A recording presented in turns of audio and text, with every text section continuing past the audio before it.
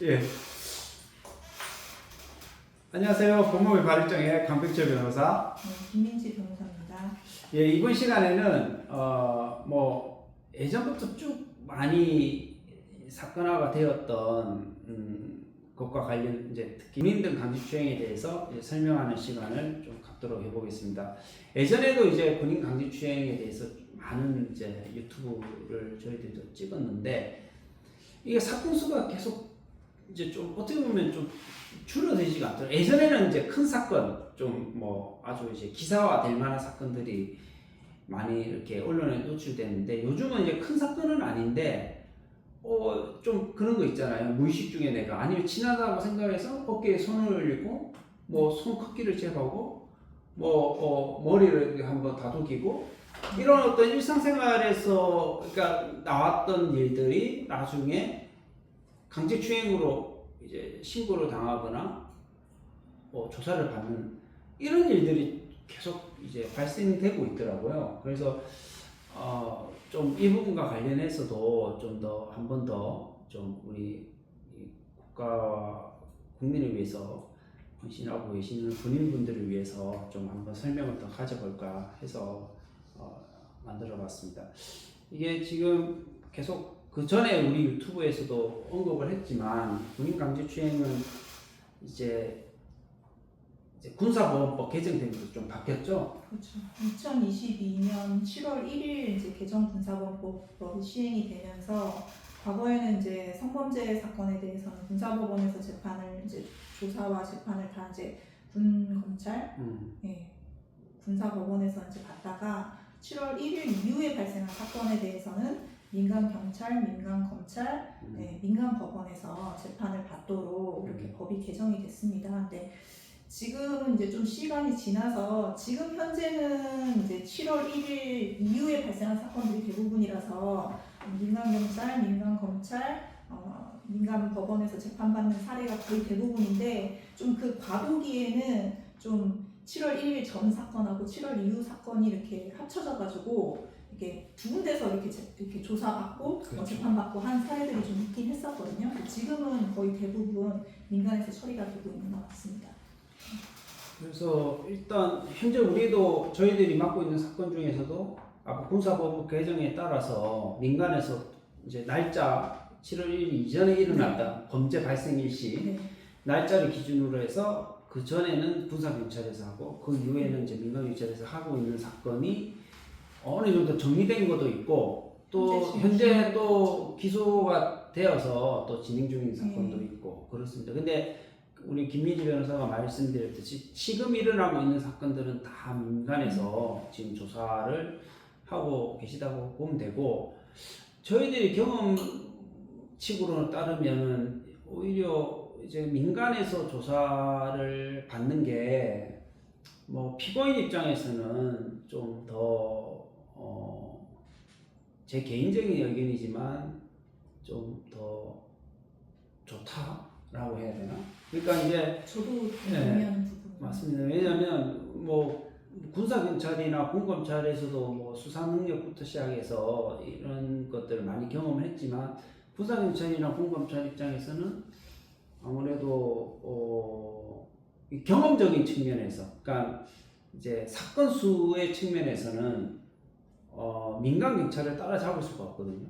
그러면 민간 경찰이나 민간 검사 쪽에서는 이 강제추행 사건이 워낙 많이 일어나고 또 통계로 보면은 우리 군사권에서의 군인 강제추행 사건은 정말 그 민간의 어떤 통계에 따라 기준을 했을 때는 엄청 작아요. 그러면 그 경험적인 측면들이 너무 많이 있고 그 과정에서 오히려 피해자 쪽이 오히려 무고에 가까운 내용들을 많이 수사 경험을 했기 때문에 그런 쪽을 염두에 두고 조사를 또 하시고 경우에 따라서는 피해자의 경우에도 거짓말 탐지기까지 해서 실체 진실 여부를 더 판단을 해서 결국 결과적으로는 좋게 된 경우들이 왕왕 있습니다. 그래서 일단 민간 경찰에서 하는 것들에 대해서는 불이익이 없다고 생각하시면 되고요. 그다음에 민간 경찰에서 조사받는 과정에서 군의 어떤 특수성이나 이런 부분에 대해서 있어야 되니까 그 부분에 대해서 이해를 하려면 뭐 저희들처럼 이제 군 사건을 많이 했던 사람들이 또 민간 경찰 또는 민간 검찰에 가서 또 의견서라든가 또 설득을 하는 데 있어서는 상당히 또 많이 도움이 되지 않느냐. 결국 또 저희들 자랑으로 이렇게 귀결이 됐는데 아무튼 그렇습니다. 그래서 민간 경찰에서 하는 부분, 민간 검찰에서 하는 부분에 대해서는 크게 염려를 안 하셔도 될 것 같고, 다만 이제 군인 강제추행은 형이 너무 높아요. 무조건 징역형이라서 그렇습니다. 일단 사실관계를 만약에 다투는 경우라면 반드시 또 이제 변호사를 빨리 이제 선임을 하셔서 내가 기억하지 못하는 사안일 수도 있고 또 내가 입증할 수 없는 사안이 있다고 한다면 이걸 어떻게 풀어가야 될지 이런 부분에 대해서 같이 이렇게 고민할 수 있는 변호사들을 이제 선임하시면 좋을 것 같습니다. 강제추행 사건 같은 경우에는 이제 목격자가 있는 경우도 있지만 목격자가 없는 피해자의 진술만 있는 사건들이 좀 많거든요. 비중으로 그렇죠. 봤을 때. 그러면 피해자의 진술에 신빙성이 있느냐라는 부분을 이제 적극적으로 피해자의 진술이 신빙성이 없다. 피해자의 진술은 신빙성이 없고 내 말이 맞다. 이걸 증명하기 위해서는 그냥 말만 해서는 안 되고 왜 신빙성이 없는지를 잘 이렇게 판단할 수 있는 자료도 제시하고 그렇죠. 그런 게 필요하기 때문에 특히 목격자 없는 성범죄 사건 같은 경우에는 변호인의 조력이 꼭 필요한 부분이라고 생각이 들어요. 그렇죠. 이게 지금 여군과 남군 사이에서 일어나는 일들이잖아요. 근데 이게 전혀 친밀한 관계가 아니면은 또 이런 일이 안 일어나는데 이제 그 친밀한 과정에서 뭐 예를 들어 썸을 탈 수도 있고 사귈 수도 있고 뭐 여러 가지 이제 경우가 있는데 하여튼 친밀한 정도가 있는 전제에서는 그 과정에서 이제 뭔가 틀어져 가지고 피해자가 이제 신고를 하거나 아니면 피해자가 그런 부분에 대해서 하소연을 해서 다른 사람들한테 그런 피해 부분에 대해서 얘기를 했는데 그 다른 사람이 알려서 신고 사건화가 되는 경우가 있거든요.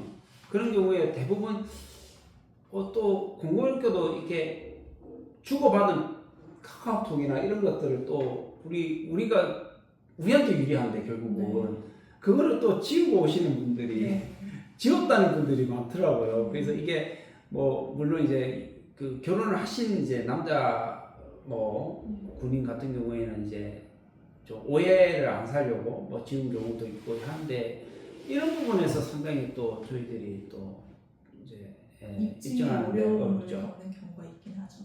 그래서 이제 결국 또 포렌식도 하고 우리가 사설로 디지털 포렌식해서 이제 적극적으로 좀 증거를 발굴해서 맞습니다. 근데 이제 그 과정에서 이 증거를 우리가 한 번에 이제 아까 제시도 하지 않고 이제 피해자가 혹시 자기가 유리한 그러니까 뭐 예를 들어서 여행을 갔거나 아니면 어디에 이제 둘이 단둘이 만났거나 이런 부분에서 부정할 경우가 많거든요. 주장 외에 약간 물적 증거, 물적 증거가 뒷받침이 돼야지 피고인 말이 맞고 피해자 말이 조금 약간 의심스러운데 이런 판단을 하게 되는 것 같습니다. 군대 성범죄 같은 경우에는 가해자는 상급자고 피해자가 하급자인 사례들이 많잖아요. 맞죠. 그렇다 보면은 피해자가 항상 이제 그런 얘기를 하거든요. 상급자가 나의 어떤 진급이나 뭐 그다음에 뭐 그 인사 관련된 문제에 영향력을 미칠 수 있는 사람이 그렇게 하니 내가 뭐 거부할 수 없어. 그런 부분에 있어서도 그게 아니다라고 주장을 하려면 결국에는 이제 증거 싸움이 될 수밖에 없거든요. 피해 호소를 이제 다른 이제 여군들한테 하는 경우가 있잖아요. 이제 그 참고인을 조사를 해서 혹시 그때 당시 그런 얘기를 들은 사실이 있느냐라고 이제 물어본단 말이죠. 그러면 그런 사실을 들었다. 근데 워딩은 정확하진 않아요. 구체적이지 않고 그런 사실 들었다라고 하면 기본적으로는 이제 피해자 말을 이제 그때는 좀 힘들었구나, 수치심을 느꼈구나, 아니면은 피해 호소를 했구나 이런 부분에 대한 사실 인정이 되어버려가지고 이제 그게 참 어떻게 보면은 그렇죠. 실제로 피해를 그렇습니다. 보지 않았으면 그렇게 얘기할 리가 있겠느냐, 뭐 이렇게 되는 거죠. 그 수사관 입장에서는 그러면 다 그게 없는 사실을 얘가 계획해서 피해인 것처럼 해서 다른 사람한테 그렇게 호소를 했겠느냐, 그렇죠. 이런 식으로 이제 따져 들어간다는 거죠. 그래서 그런 부분이 상당히 좀 어렵긴 한데, 아무튼 뭐 지금도 이제 이런 소송을 하고 있고, 또 그런 부분에 대해서 이제 치열하게 수사 단계에서는 좀 어려울 수도 있지만 재판 단계에서는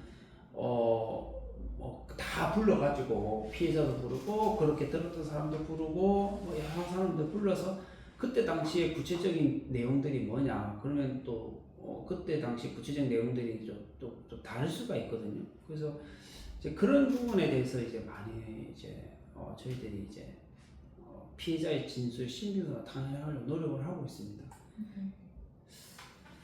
이게 과거의 대법원 판례에서 이제 성인지 감수성이라는 용어가 등장을 하면서 이제 강제추행으로 신고가 되면 뭐 피해자의 진술에 좀 약간 모순이 있고, 그다음에 뭐 이렇게 그 피해자가 보였던 행동이 사회 통념에 반하고 객관적인 합리성이 좀 없는 것처럼 보여도 이 성인지 감수성이라는 관점에서 피해자 진술에 신빙성이 있다라는 취지로 이제 판단이 되면서 유죄로 인정된 사례가 거의 대부분이었어요. 무죄받기가 쉽지가 않았어요. 이것 때문에. 근데 최근에 이제 대법원에서 2023도 13081 판결에서 좀 약간 이거에 좀 제동을 건다라고 표현할 수 있을지 모르겠는데, 좀 객관성을 유지할 만한 그런 판례가 하나 나와서 좀 말씀드려볼까 하는데, 이 판결에서 이렇게 얘기하고 있거든요. 성범죄 사건을 심리할 때에는 사건이 발생한 맥락에서 성차별 문제를 이해하고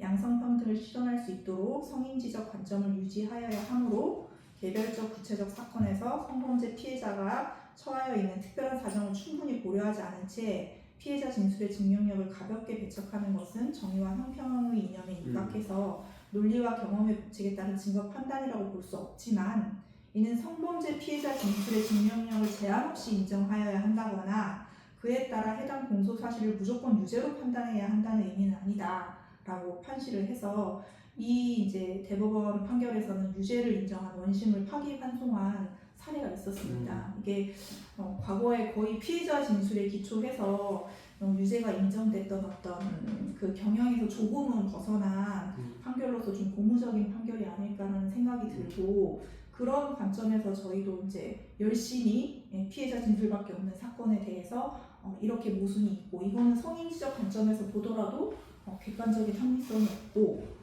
사회 통념에도 반한다, 이런 주장을 열심히 하고, 그렇죠. 거기에 맞는 어떤 물적 증거를 제시하고 이렇게 해서 피고인을 조력하는 방법으로 저희가 사건을 진행하고 있습니다. 그 저희들이 실제 이제 진행했던 사건 중에 이제 강원도 경찰청까지 가서 수임했던 사건 중에 뭐 병사들끼리 일어난 일인데, 뭐 헬스장에서 뭐 약간 추행 행위가 있었다는 식으로 해서 고소를 당했는데, 그때 당시에 그러면 누가 공개된 장소고 하니까 누가 있었냐, 그래서 그 사람 누가 있었다라고 피해자도 얘기하고 우리도 얘기를 해서, 그럼 그 피해자 조사해달라 하니까 그 피해자는 그렇게 본 사실이 없다, 그런 식으로 이제 되어가지고 결국은 우리 말을 믿고 해서 경찰 단계에서 혐의 없이 증거 불충분으로 해서 불송치 결정받은 사실이 있고요.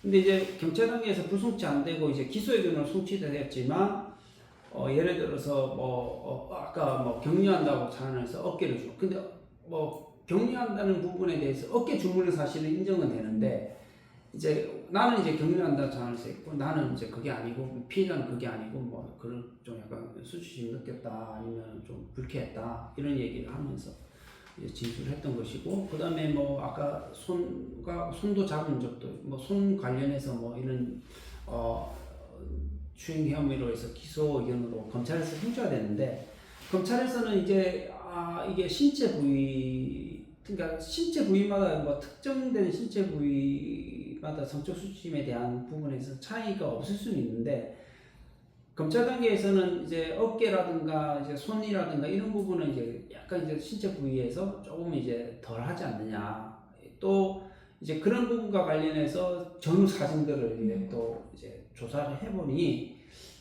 이게 과연 우리 행위는 인정되지만 이 사람이 이제 추행의 고의가 있다고 볼 수 있을까? 또는 두 번째, 이것을 사회 통념적으로 봤을 때 추행이라고 할 수 있을까?